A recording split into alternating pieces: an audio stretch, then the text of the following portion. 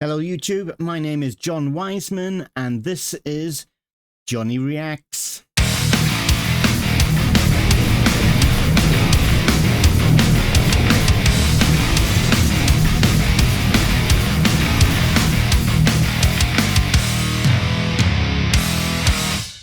So I'm about to do a reaction to a video that came out a few days ago by a YouTuber called Breakdown Media. It's called The Babymetal Story, From School Girls to Global Superstars. Now, I started watching it when I first saw it on YouTube, and it looked really interesting and really well done. But I stopped because I thought, I want to do a reaction to this. But I didn't want to just do it there and then. I thought I'd ask for permission. So I sent this guy, the creator, an email asking for permission. And kindly he's emailed back saying yes, as long as I link his channel. So I've left the link down below. Please stop. If you could click on that link, go to his channel, like and subscribe, would be much appreciated, because he's the one who's put all the work into this. I'm just sitting down and doing a reaction to it. So please send him some love. Anyway, when I started watching it, there's adverts and they seem to come thick and fast. So I will be cutting the adverts out. So it will be stopping and starting in places. So please forgive that.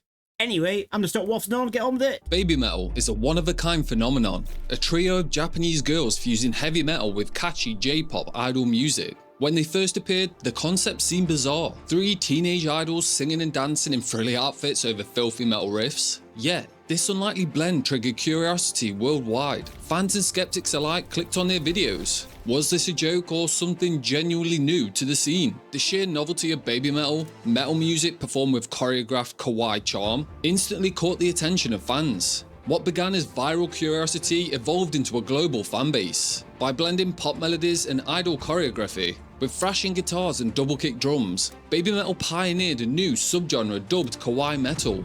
More than a gimmick, they showed that metal can be playful and still go hard. The trio's almost infectious energy won over both J-pop fans and die-hard metal fans. A fan crossover you'd never expect to see. And while this extremely talented trio deserve a ton of credit, their story goes much deeper, with many different moving parts working together to achieve global success. This is the rise of Babymetal. Whoa, that was loud. That blew my eardrums out.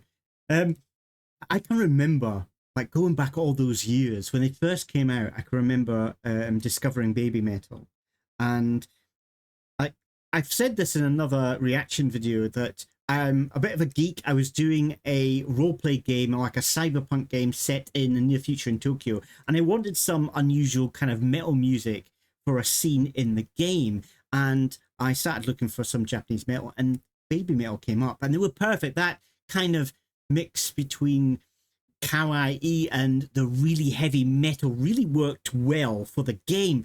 But I don't think they were they weren't my cup of tea. And I can remember they were perfect. The music was perfect for the scene. But afterwards, we kind of talked about it. They were like, what was that music? And I said, oh, it's a band called Babymetal. And I remember we discussed them.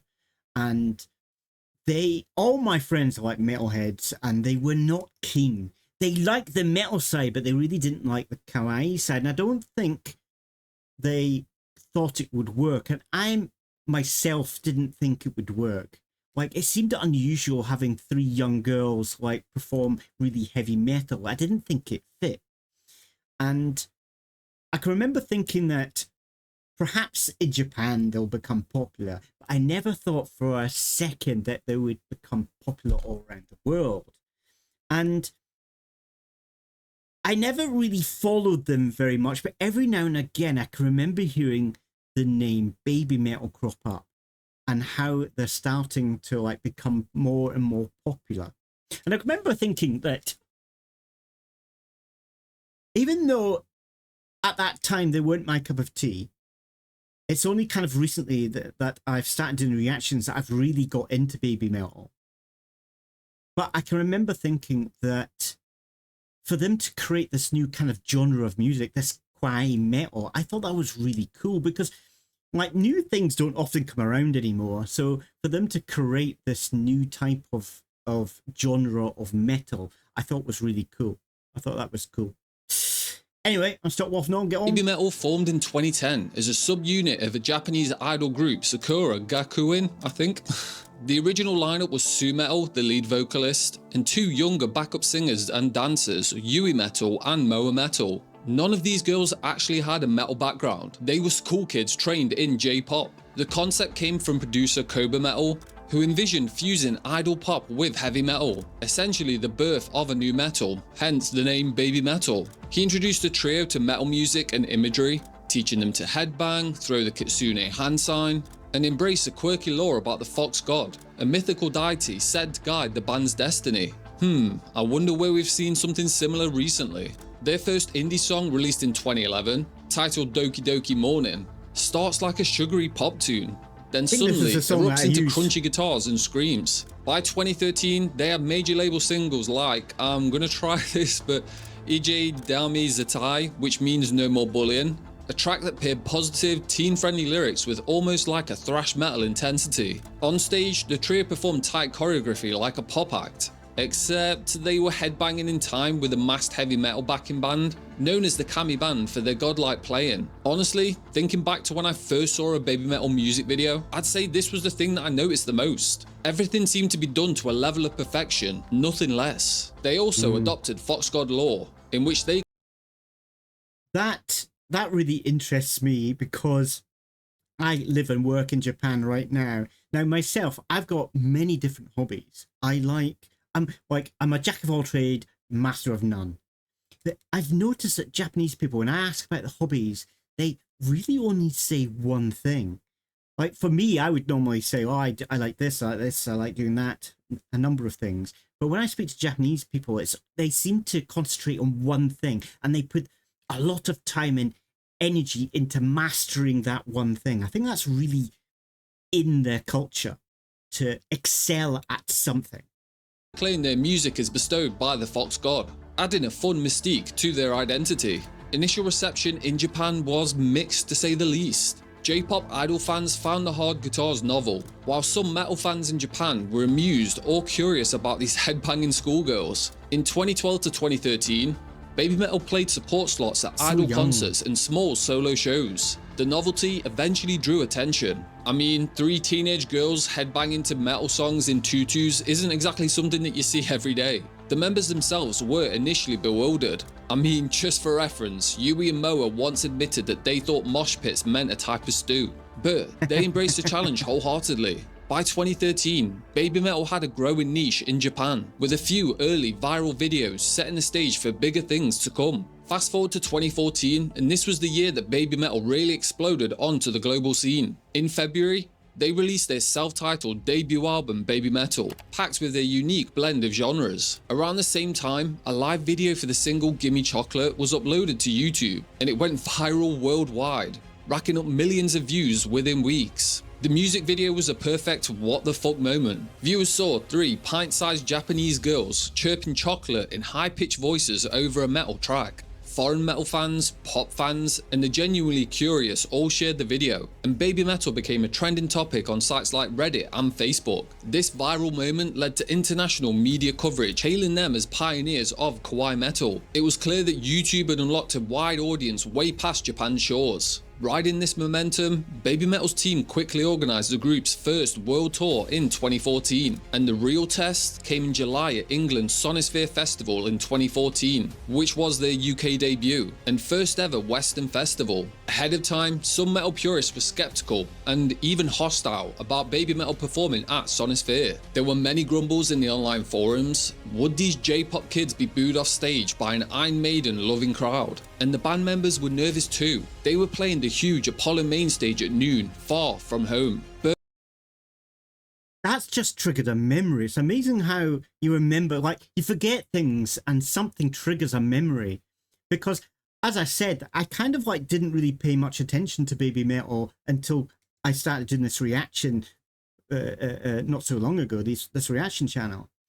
But I can remember now, this has triggered a memory of Babymetal doing an interview at this concert, and I think Sue saying something like they were very they were very nervous about how the crowd would react to them, and when the crowd started cheering and like you know, headbanging to their music, they kind of felt not accepted, but kind of more accepted, and they were like delighted that they were actually enjoying their music. God, I remember that now. I'd forgotten all about it until now. But they didn't back down. The trio stepped out in front of thousands of hardcore metal fans and delivered an absolutely insane set. The result was nothing short of unreal. As one Metal Hammer review noted, over 90% of the crowd had never seen them live before. And I think this is one of the reasons why I've kind of fallen in love with this band now, is this kind of thing. Because for those three young girls to go into this kind of scene, which is normally a very masculine kind of scene, and very guarded. Metal fans can be very guarded of metal. My friends were, I was. But they've got so much guts to do this. I just find them that they must be really brave to go from Japan, like all the way around the world, to the UK to do a big concert, and they're really not sure how they're going to be, if they're going to be accepted or not. To get up on that stage and perform the way they did must take a lot of guts.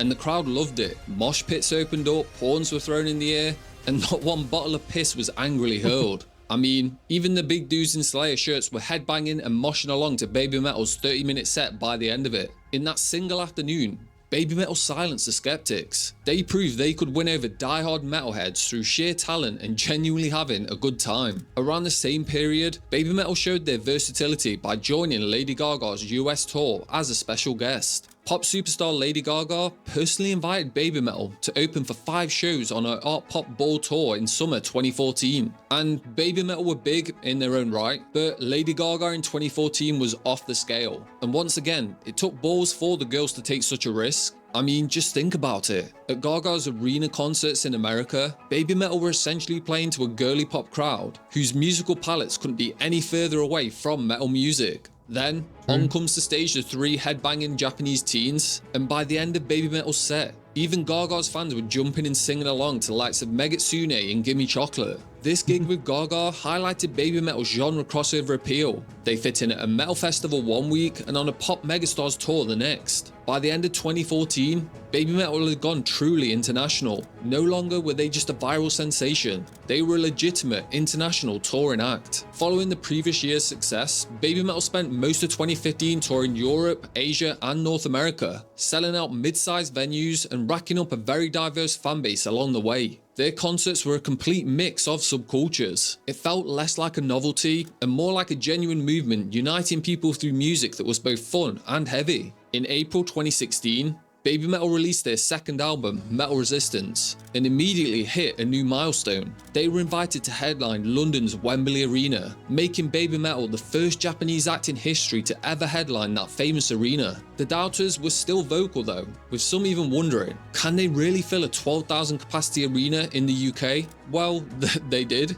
Wembley sold out for Babymetal's show on April 2nd, 2016, and the concert not only drew 12,000 fans from across the globe, it also set a record for the venue's highest ever merchandise sales, with the band selling more t-shirts in one night than any artist ever before, showing just how committed their fans had become. And the show itself was a spectacle to say the least. A 5-star review in The Guardian praised it in their biggest UK show to date. Babymetal proved they're no gimmick, but a metal phenomenon on a mission. The production was insane. Suzuka, Moametal and Metal had grown more confident and powerful as performers. The Wembley success basically announced that Babymetal had fully arrived as a major act in the rock scene. Babymetal also started earning respect from heavy metal's elite. A defining moment of validation came in July 2016, when Judas Priest legend Rob Halford, the metal god himself, joined Babymetal on stage in the US. This happened at the Alternative Press Music Awards in 2016 to perform Priest Classic's Painkiller and Breaking the Law.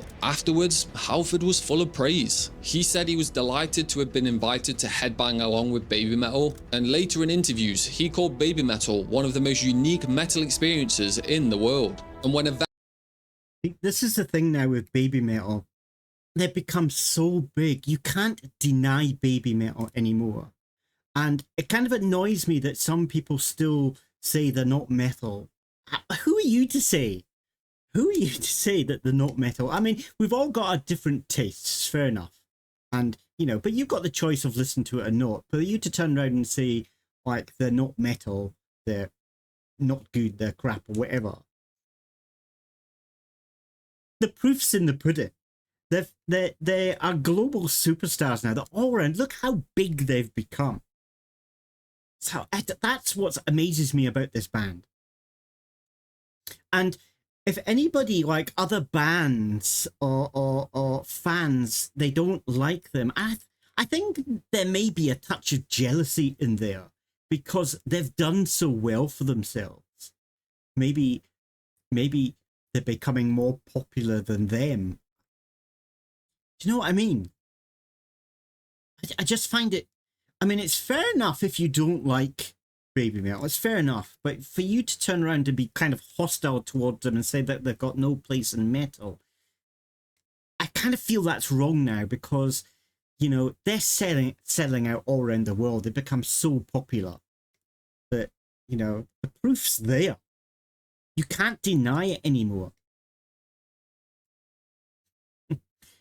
Veteran like Halford gives you the metal god seal of approval, the rest of the metal community takes notice. Babymetal graced magazine covers, Metal Hammer magazine even put them on the cover, with them being the first Asian band to do so in ages, and won many industry accolades. In fact, Metal Hammer readers voted Babymetal's debut album as the best album of the 21st century so far in a 2016 poll, a result that surprised many, but underscored how Babymetal had won over mainstream metal fans. And 2016 continued with more record setting. In September, Babymetal capped off their world tour by playing 2 nights at the Tokyo Dome, the massive stadium in Japan. Over 110,000 people attended across the 2 shows. Wow. And just to put into perspective how insane of a feat this was, Momometal was only 18 at the time of these performances. Momometal later said that she was so overwhelmed seeing the dome filled with the light of thousands of fans' glow sticks that she was momentarily speechless. These shows, titled Red Night and Black Night, sold out in minutes and proved Babymetal were superstars at home as well.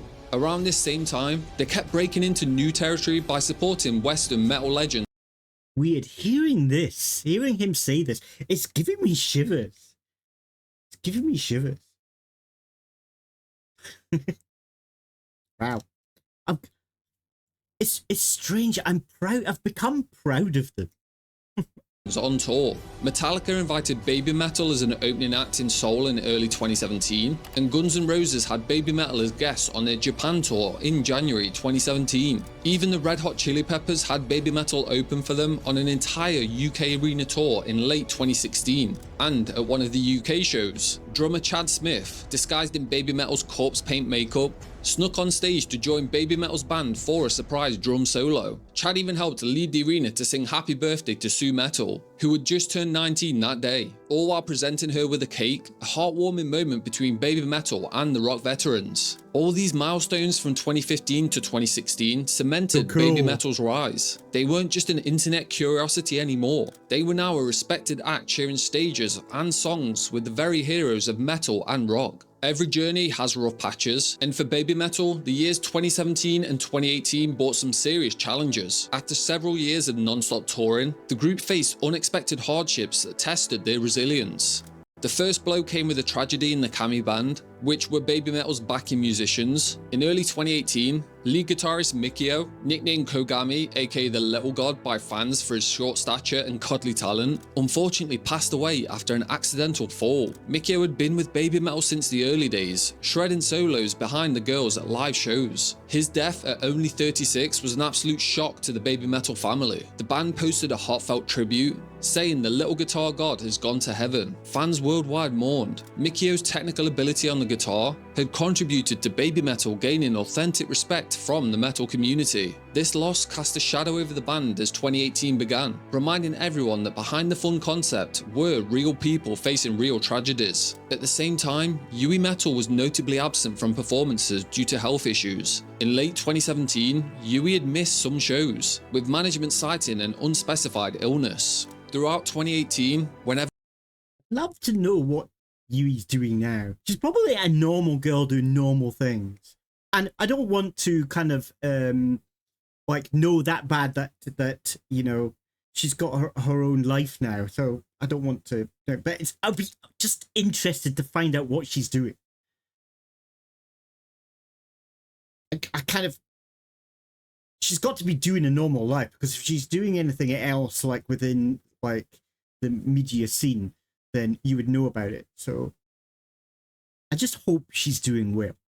Babymetal performed, only Suzuka and Momometal took the stage. Yui's spot was completely empty, leading to concern and rumours among fans. Months went by with no clear update on her condition. Finally, in October 2018, Babymetal's team released an official announcement. Metal had decided to leave Babymetal permanently. In a personal statement, Yui explained that she had hoped to recover and rejoin, but her health was still not back to full strength. She also revealed another reason. She wished to pursue a solo career as Mizuno Yui, her real name, once she was well enough. This letter was full of apologies for the inconvenience of a long absence and gratitude for 8 wonderful years with the group.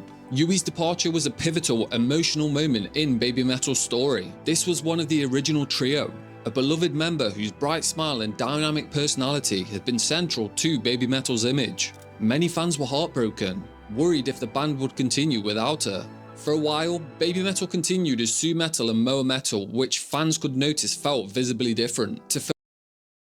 I'm stopping again. So I just thinking about that. She couldn't have be doing that now, because you would hear about her. So I do hope that she's okay. But it also makes me think about the fact that she's still so loved inside like the Babymetal fandom.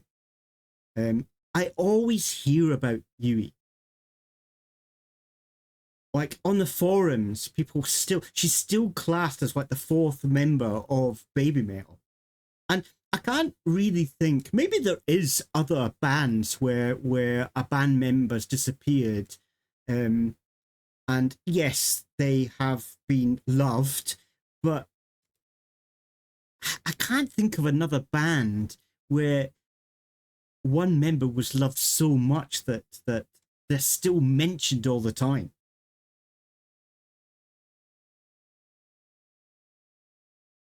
When I read the forums, at some point Yui's always mentioned. She's still very much included in the band. She's like a band member. She's not there, but she's kind of present in what do you call it, in soul. She's present in soul. I think that's so cool.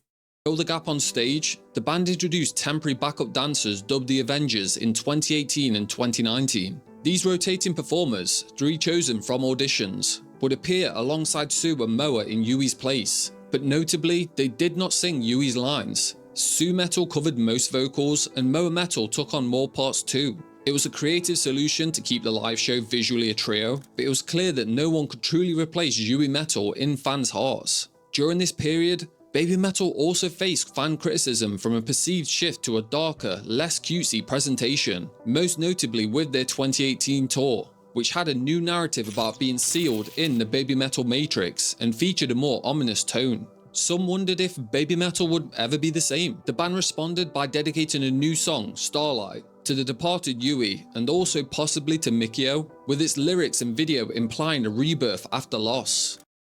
I think they needed to do this. I know there was many people that kind of didn't like this change in Babymetal, but I believe this is what kept Babymetal going, is them changing. And the girls are growing up. They're no longer babies. And I know a lot of people love the kawaii side, but I don't know. I just feel like this shift in their music, this darker tone that they're saying, I think it was needed, and I think that's what's kept Babymetal going. My personal feeling, I'm happy that they went in this direction. Because they're changing from young girls into to young adults. And I think they need that kind of change. I think it would be difficult for you to be an artist, like doing the same kind of music over and over again. So for them to stay so long, they need to change and adapt. And that's one thing that I've always said that I really appreciate about Babymetal. They're always changing. They're always adapting. They're always doing something new and fresh and exciting. It's what I really love about this band. Through late 2018, Babymetal essentially said the show will go on. Momometal, now in her 20s, stepped up as an even more commanding frontwoman, and Moametal became the emotional bridge with the crowd, waving the flag for the fans. Yui's exit, while difficult, became part of Babymetal's narrative of perseverance. They honoured her contributions and made clear that Babymetal as a concept was bigger than any one member. Surviving this low point set the stage for Babymetal's next evolution. Despite the challenges, Babymetal entered a new chapter from 2019 onwards, evolving their sound and even their lineup. The first big step of this new era was the release of their third album, Metal Galaxy, in October 2019. The title of this album was spot on. It was like a journey across a metal galaxy, featuring songs influenced by different regions and styles all around the world. Metal Galaxy included multiple guest artist collaborations, signaling Babymetal's desire to mix their style with other metal talents. For example, Joe Keem of Swedish power metal band Sabaton provided guest vocals on the fun folk metal stomp O Magi. Alyssa, the Canadian vocalist of Arch Enemy, lent her demon growls to a special version of the track Distortion, and they even mixed in some rap, with Thai rapper F Hero featuring on the high energy single Papaya. These diverse collabs showed Babymetal expanding their diverse network into the rock and metal world. Metal Galaxy was an immediate hit, both commercially and within the fanbase. The band toured non-stop, that is until the COVID pandemic hit in 2020, and reached some personal milestones. In 2019, they played Glastonbury Festival in the UK, a famous mega festival that rarely features Japanese acts, and reportedly were the first Asian act ever to headline the festival's Avalon stage. That summer, they also became the first Japanese act to headline the Forum in Los Angeles, playing an arena show in the US to thousands of fans. The fans also adapted. With Yui gone, fans rallied around Momometal and Moametal, respecting the band's decision to continue and welcoming the rotating Avengers on stage. One friendship that particularly blossomed in this era was between Babymetal and one of my all-time favourite bands, Bring Me the Horizon. Bring Me had taken notice of Babymetal's rise early on. They even watched Babymetal's set at Sonisphere 2014 from the side stage, with Ollie Sykes even being spotted performing wearing the iconic Babymetal merch. Over the years, members of Bring Me the Horizon expressed admiration for Babymetal's showmanship and genre blending, something that they know a thing or two about themselves. In 2019, this mutual respect led to a role reversal. Bring Me opened for Babymetal at a pair of huge arena shows in Japan, which was a surprise in itself, since usually Japanese bands support Western headliners, not vice versa. And the two bands struck up a friendship backstage. Ollie even went on to say that they had a really special connection with Babymetal, even though they didn't speak the same language, and that whenever they'd meet at festivals, just seeing them makes you really happy. In 2020, this friendship finally produced a collab that's so iconic that even the fucking intro is still sung by fans on tour to this day. Bring Me invited Babymetal to be featured on a track called Kingslayer for their post-human survival horror EP. Out of all the collabs, this is by far one of my favorite. I mean, I love all the Babymetal collabs that they've done. I think they've all been done really well, but this is my favorite. I love this song so much. It's not my favorite Babymetal song, but out of their collabs, I love this. It's so good. It's so good. The song, released in late 2020, is a frantic cyberpunk metalcore anthem where Momometal's Japanese vocals trade off with Ollie Sykes' screams. The band even intentionally asked Babymetal to sing in Japanese on Kingslayer to keep it authentic. Ex-keyboardist Jordan Fish said that once Babymetal agreed to collaborate, the band was over the fucking moon. If we pull this off and Babymetal are on it, this song's gonna be so fucking sick. And spoiler alert, it was absolutely so fucking sick. This collab exposed so Babymetal cool to Bring-Me's broad audience and vice versa, proving that Babymetal could hang with the contemporary metalcore mainstream. Babymetal didn't stop at just one collaboration though. By the mid-2020s, they were actively teaming up with artists across the rock and metal spectrum. In 2023, they released a high-energy single called Ratatata in partnership with German partycore band Electric Callboy, and the backstory as to what led to this collab is wholesome as fuck. Babymetal had been fans of Electric Callboy's goofy dance metal hit We Got the Moves, and wanted to create a Babymetal song that captured the same style party vibe. They struggled at first to write the perfect crowd-bouncing anthem, so they simply called up Electric Callboy for advice, which quickly led to let's just write it together. And the result, Ratatata, released in May 2024, is 3.5 minutes of stupidly catchy dance metal, pounding EDM beats fused with chugging metal guitars, with Moametal singing interwoven with Electric Callboy shouts. The song was released as a standalone single, although it is expected to appear on Babymetal's upcoming album. It turned into one of the year's most fun metal anthems. As of right now, the music video has over 45 million views on YouTube. What? The WWE even adopted 47 million. Ratatata as an official theme song for a major wrestling event, Bash in Berlin 2024, and included it in the WWE 2K25 video game soundtrack. Another huge collab arrived in 2025. Babymetal teamed up with Alex Terrible, the controversial vocalist to say the least of Russian deathcore band Slaughter to Prevail, for a song bluntly titled Song 3. This track might be one of Babymetal's heaviest offerings ever. It's built on Slaughter's down-tuned, skull-crushing riffs, with Alex Terrible delivering his signature growls, Babymetal! While Moametal counters with melodic choruses. Babymetal themselves have called Song 3 one of our most forceful tracks to date. This kind of cross-release collaboration is rare and shows how Babymetal has become a nexus connecting different corners of the metal world. In fact, Babymetal's entire fourth album, titled Metal Fourth and due in August 2025, is essentially a star-studded collaboration project. The band revealed that Metal Fourth will feature guest contributions from not only Electric Callboy and Slaughter to Prevail, but also members of Polyphia, Spiritbox, Tom Morello of Rage Against the Machine, Poppy, Bloodywood, and more. This approach shows Babymetal's ethos in 2025. They see metal as a big playground without borders. They can drop a brutal deathcore banger 1 minute and a bubbly pop metal tune the next, and yet it all still feels like Babymetal. Alongside musical evolution, Babymetal also completed their lineup evolution. For 4 years after Metal's exit, Moametal and Moametal performed with rotating backup dancers, but fans always hoped the group would officially regain a permanent third member. In April 2023, those wishes came true. Momoko Okazaki, a longtime Avenger backup dancer, was officially promoted to join the group as Momometal. Fittingly, the announcement came on April 1st, which is Fox Day in Babymetal lore, at a special Yokohama arena show, where a third metal coffin prop revealed Momoko's addition. Momoko was 20 at the time and had trained under Babymetal's wing for years, so she seamlessly fit in. The band heralded this moment as the start of a reborn Babymetal, and the grind continued as they've continued to appear at major rock festivals worldwide, and in early 2025, Babymetal embarked on a tour across Europe with pop. I think that she was the perfect choice. She's been so accepted by the fans as well.